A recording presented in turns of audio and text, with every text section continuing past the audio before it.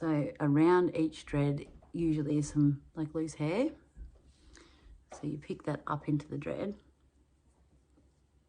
coming with the crochet hook part down, pick up, go around, pick up the hair. You can see I've picked up some hair, go down, then turn the crochet hook around and pick up some more on the other side. Bring it around like that. So it's sort of encasing the thread, the loose hairs. And you're going up and around, up and around, up and around.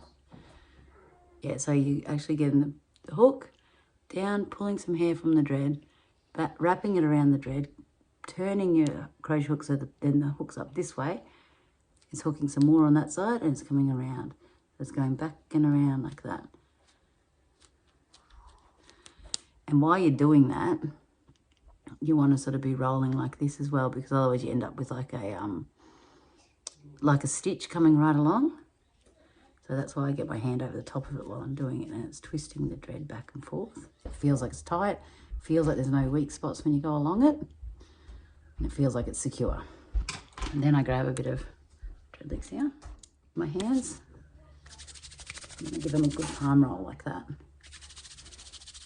And they should be able to withstand that. If you feel like yours aren't going to withstand that, then they're too weak at the point. And you should do that as often as you can. Really give them a good palm roll like that. But I hope that helps.